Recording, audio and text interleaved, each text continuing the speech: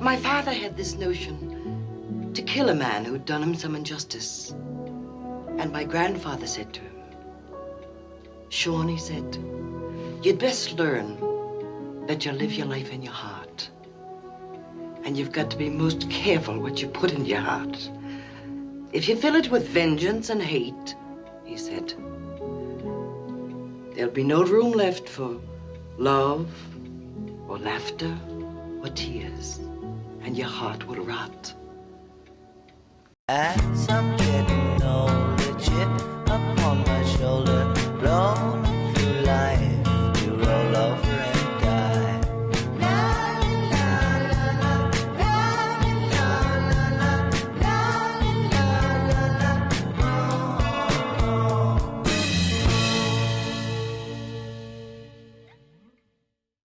Hey guys, it's Streed, and today I'm going to be reviewing the 1970s Western revenge film, The Revengers.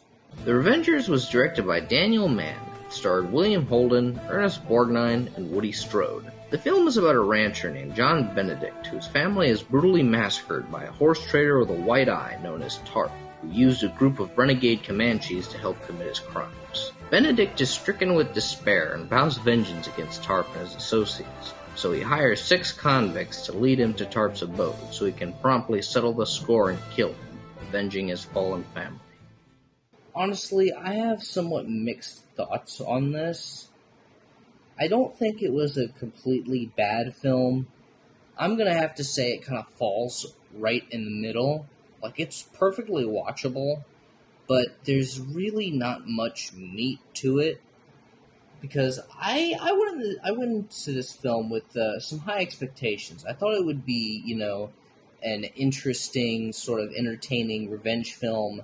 And I love the concept. I mean, we've got 6 grisly criminals, hired by this vengeful guy to kill off these bastards who killed his family.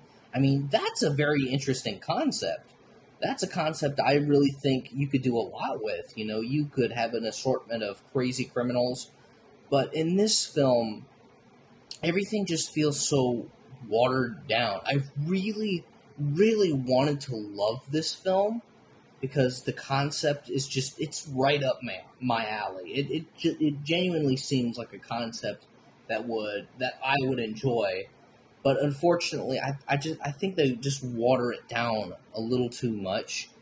The best way I can describe it is imagine True Grit, but sort of remove all the charm and intrigue of that film. But before I get into all that, let's get into the strengths. I really thought the acting was pretty decent here. William Holden does a good job. I don't know if I've seen any of his other films, but here he plays the stoic and sort of masculine John Benedict. He's a man who loved his family, was very family-oriented. And when his family got killed by this prick Tarp and his Comanche group, he completely loses all hope and faith. He gets really, really depressed, and he's like so driven by vengeance. He becomes consumed by vengeance that he wants to kill this guy and all who supported him. And I really think he's honestly one of the better parts of this film. I think if you take Holden out, I think the film would probably fall pretty hard. This would probably be like a 4 out of 10, but luckily it's not that bad. Another aspect I really liked about the film was Ernest Borgnine as Hoop. Hoop was hilarious. That guy was a walking, talking, breathing ball of fire. I loved every scene he was in. He was such a despicable bastard piece of shit. Like, he just had no loyalty to anyone. He didn't care about anything. He just cared about his booze and his coos. And he was always pretending to be sort of the nice guy. And it was hilarious to watch. Borgnine killed it. Hoop is honestly my favorite character in the whole film. And Woody Strode, actually, he's in this film. Only I wish they gave him a little more to do. But I think he did perfectly well. Hey, kitty! There's a kitty. Anyways, I think he did a good job. He brings his typical acting greatness. I first discovered him and Sergeant Rutledge, which is a fucking masterpiece. I definitely recommend that film. I actually recommended it to my buddy, AOD, and he reviewed it, like, recently. Well, by the time this comes out, he reviewed it, like, last month, or something like that. But anyways, great actor, love him. And there's another character in this film, Elizabeth. I can't remember the actress. Susan Hayward. She was great. I liked her. Just when the film was starting to drag a little, her entry into the film makes it like a little more interesting. She's the heart of the film, honestly. She tries to convince. She finds out more about John, and she tries to convince him to steer off of this vengeance path. You know, this path of vengeance. And I will admit, one little critique to her performance, she's got the heart, but I feel like her Irish accent is pretty phony. It sounds ridiculously fake. But other than that, she's a great actress, and it leads to one of my favorite scenes in the film, where John he's so focused on his vengeance that he's given a choice to stay with her, because she's obviously falling in love with him, and even he kind of likes her too. But he sort of leaves, and there's this haunting shot of her just laying in her bed. She's crying, and it's a really effective scene for such a, I'm going to have to say, mediocre film.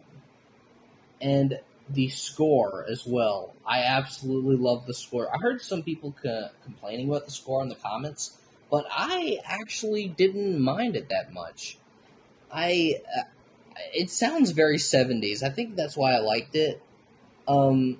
Sometimes it's a little ill-fitting. I think it could have. I think they could have gave it a more Western sort of feel to it. It sort of feels a little too 70s, but I still thought it was a really enjoyable soundtrack. I still have the main theme stuck in my head.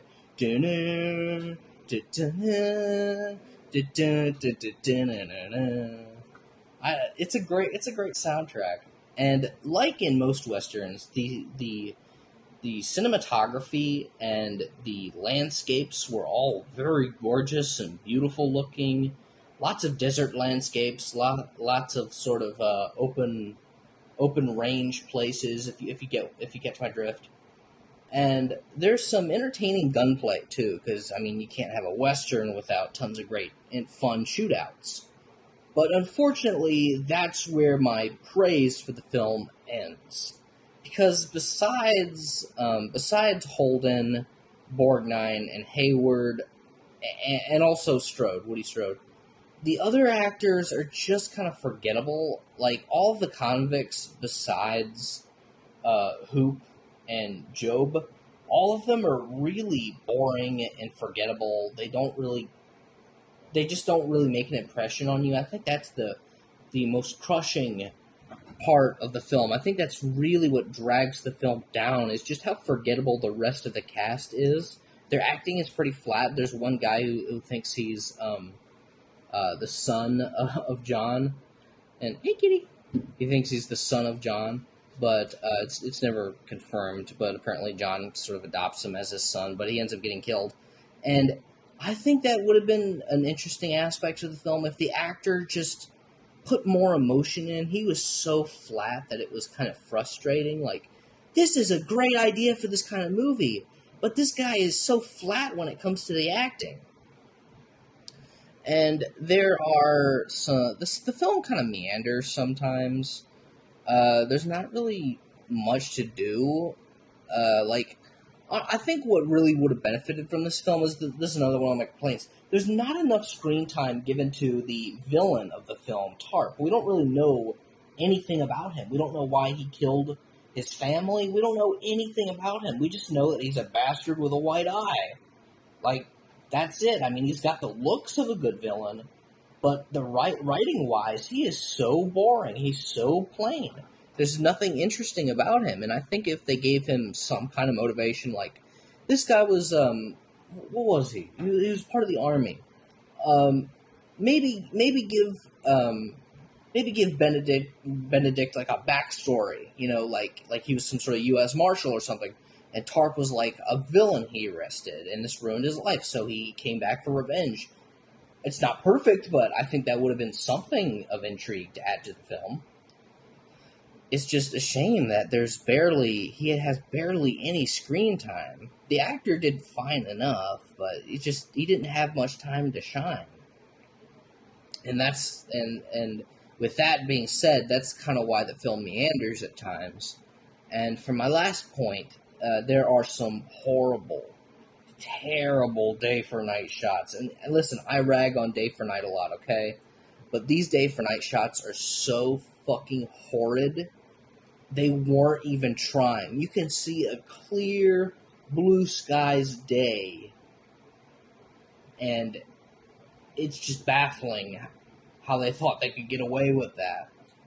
So, overall, rating-wise, I'm going to have to give this a 6 out of 10. It's kind of disappointing. It sort of leaves you with nothing, really. I mean, you come in with nothing, and it kind of leaves you with nothing. It's a film that sort of washes over you. It has good aspects. It's got a good plot. There's some interesting scenes. There's some... Borgnine, like I said, Borgnine kills it. William Holden's great. Woody Strode's great. And there are some entertaining gunfights, but other than that, the film just really falls flat, honestly. And as for recommending it, I would. It's not bad. I just want to get across that it's not a bad film. It's just sort of a nothing burger of a film. So, watch it. Don't watch it. Your life's not really going to be changed by it. And while I am disappointed, I'm not upset. I'm not angry. But I just kind of feel, nothing. Well, guys, that was the review, and I will see you all next time.